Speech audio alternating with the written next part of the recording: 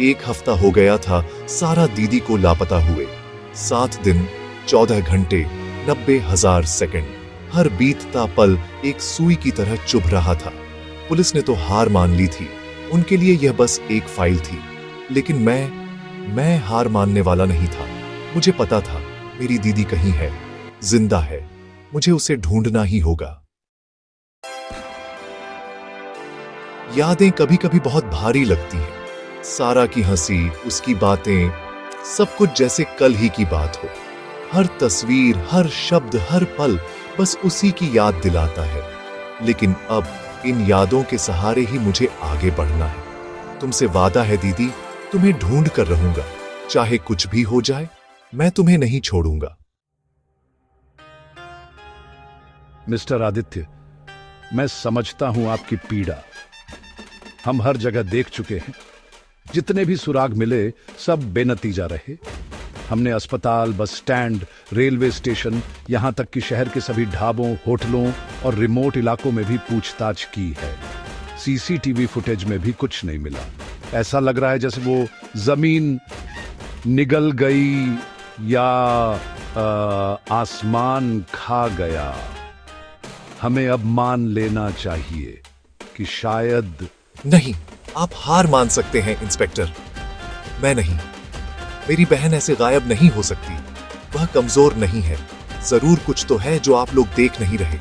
आप पर्याप्त कोशिश नहीं कर रहे, या आप करना ही नहीं चाहते। मिस्टर आदित्य, मैं आपकी भावनाओं को समझता हूं, लेकिन हमारे पास अब कोई लीड नहीं है। कोई चश्मदीद गवाह नहीं, कोई सबूत नहीं। हम क्या करें? यह केस अब लगभग ठंडे बस्ते में जाने वाला है।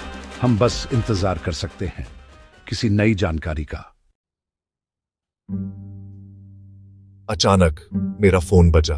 स्क्रीन पर एक अनजान नंबर चमक रहा था। दिल की धड़कन तेज हो गई।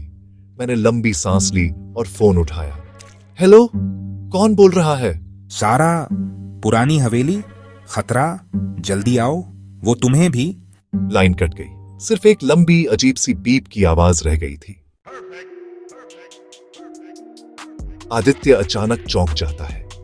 उसके हाथ सच में कांप रहे हैं और चेहरे पर उम्मीद और डर दोनों का अजीब सा मिश्रण है। मन में सवाल उठते हैं, क्या ये सब सच है या फिर कोई मजाक कर रहा है, उसे बेवकूफ बना रहा है? लेकिन सारा का नाम? आदित्य के अंदर एक नया दृढ़ संकल्प जागता है। वह बिना समय गंवाए अपनी मोटरसाइकिल की तरफ भागता है। उसकी आंखों में अब बस एक ही लक्ष्य है। धूल भरे सुनसान ग्रामीण रास्ते पर आदित्य अपनी मोटरसाइकिल तेजी से दौड़ाता है। सूरज ढल रहा है। आसमान में नारंगी और बैंगनी रंग घुल गए हैं और माहौल में एक गहरी उदासी छा गई है। रास्ते के दोनों ओर पेड़ और झाड़ियां घनी होती जा रही हैं। फोन पर मिली जानकारी के मुताबिक आदित्य एक पुरानी खंडहर हवेली के पास पहुंचता है। हवेली दूर से ही डरावनी लगती है। टूटी खिड़कियां, गिरा हुआ छत का हिस्सा, दीवारों पर जंगली लताएं और आसपास घने भयानक पेड़। शाम की हल्की लाल रोशनी हवेली पर एक डरावनी चमक डाल रही है। हवा में अजीब सी खामोशी है। बस सूखे पत्तों की सरसराहट सुनाई देती है। हवेली के टूटे फूटे लकड़ी के गेट पर एक बूढ़ा चौकीदार बैठा है।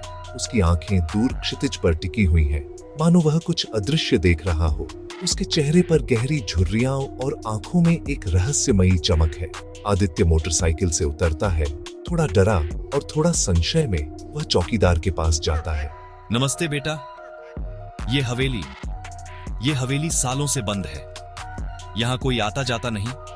बस परछाइयां आती हैं, जाती हैं। तुम भी मत जाओ अंदर। ये जगह अच्छी नहीं है। यहाँ जो एक बार आता है वो लौटता नहीं, कभी नहीं। चौकीदार की बातें सुनकर आदित्य की रीढ़ में सिहरन दौड़ जाती है।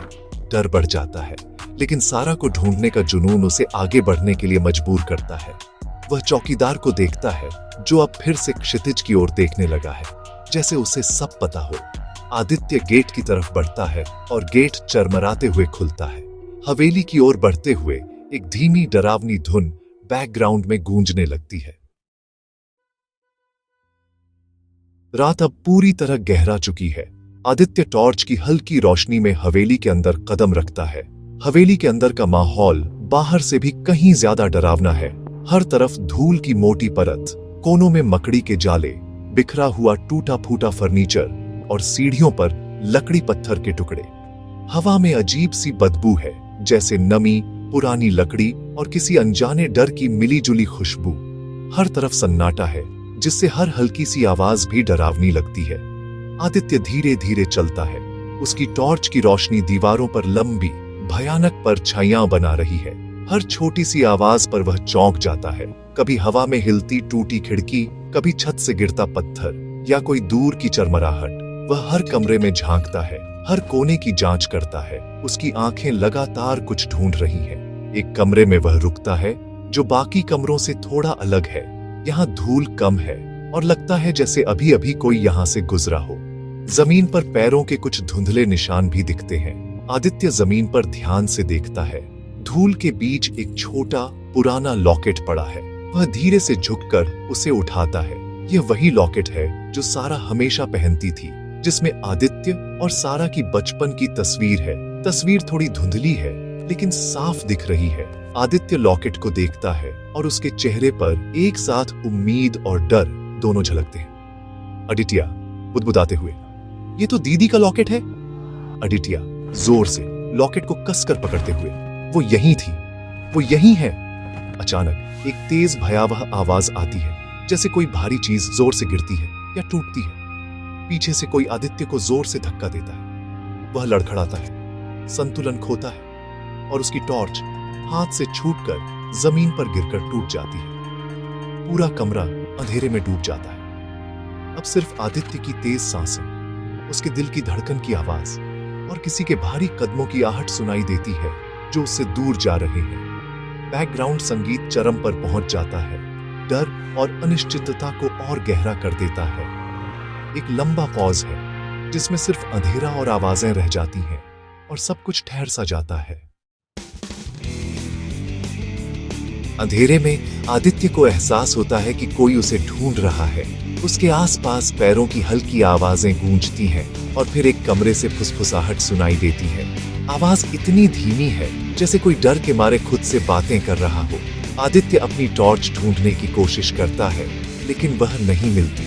वह अपनी जेब से फोन निकालता है, लेकिन उसकी बैटरी बहुत कम है। धीरे धीरे वह फुसफुसाहट की ओर बढ़ता है, अंधेरे में दीवारों को छूता हुआ। एक दरवाजे के पास पहुंचकर, जो हल्का खुला है और उसमें से हल्की रोशनी आ रही है, वह सावधानी से झांकता है। कमरे में एक तेल का दीपक जल रहा है। वहां एक अजनबी कोने में बैठा है। उसके सामने सारा कुर्सी पर बंधी हुई है, बेहोश। उसके मुंह पर टेप है और हाथ पैर रस्सियों से बंधे हैं। सारा की हालत बहुत खराब है, कपड़े फटे हैं और वह बहुत कमजोर लग रही है। अजनबी सारा को देखता है और कुछ बुदबुदाता है, जैसे किसी को दिलासा दे रहा हो या खुद को समझा रहा हो। उसकी आवाज कांप रही है। आदित्य अब और इंतजार नहीं कर सकता। वह गुस्से में अंदर भागता है। तुम कौन हो? मेरी बहन को छोड़ दो अभी।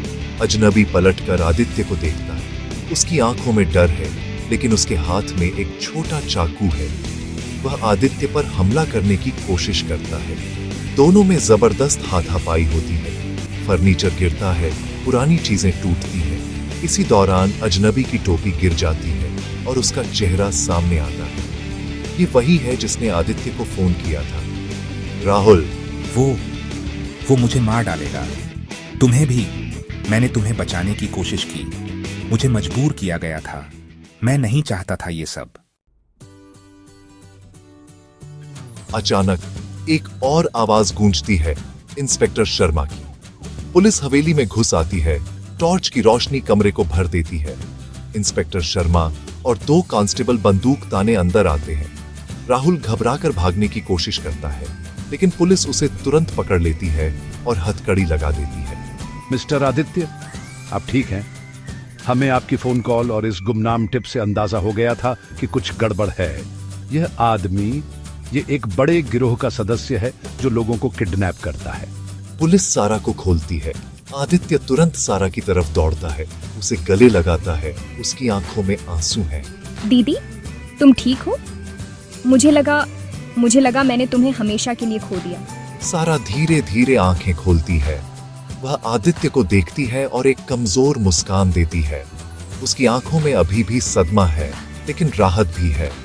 वह आदित्य को कसकर पकड़ लेती है। माहौल में राहत और जीत का एहसास है। सारा और आदित्य फिर से एक साथ हैं। अब आदित्य और सारा पुलिस स्टेशन में इंस्पेक्टर शर्मा के सामने बैठे हैं। सारा को फर्स्ट एड मिल चुका है, वह अब बेहतर है, हालांकि अभी भी थोड़ी सदमे में है। राहुल को एक अलग कमरे में बैठाया गया है, जहां कांस्टेबल उससे पूछताछ कर रहे हैं। तो इस राहुल से मिली जानकारी के अनुसार यह एक बहुत बड़े और शातिर अपहरण गिरोह का सदस्य था। ये लोग अमीर परिवारों के लोगों को किडनैप करके बड़ी फिरौती मांगते थे। आपकी बहन को भी इसी मकसद से किडनैप किया गया था। राहुल ने बताया कि उसने खुद आपको फोन किया था क्योंकि गिरोह का सरगना उसे भी मारने वाला था। उसने अपनी जान बचाने के लिए हमें जानकारी दी। मुझे बस इतना याद है कि मैं अपनी कार में थी, कहीं जा रही थी। अचानक किसी ने मुझे बेहोश किया और फिर मैं सीधे उस हवेली में जागी। यह सब एक भयानक बुरा सपना जैसा लगता है। तो अब क्या इंस्पेक्टर, क्या वह सरगना पकड़ा जाएगा और गिरोह के बाकी सदस्य? बिल्कुल। राहुल ने हमें कुछ अहम सुराग और बाकी सदस्यों के ठिकाने बताए हैं। हमें उम्मीद है कि हम बहुत जल्द पूरे गिरोह को पकड़ लेंगे। यह सब आपकी हिम्मत की वजह से हुआ मिस्टर आदित्य। आपने हार नहीं मानी, लेकिन आप दोनों सुरक्षित हैं, यही हमारे लिए सबसे बड़ी बात है। आदित्य और सारा एक दूसरे को देखते हैं।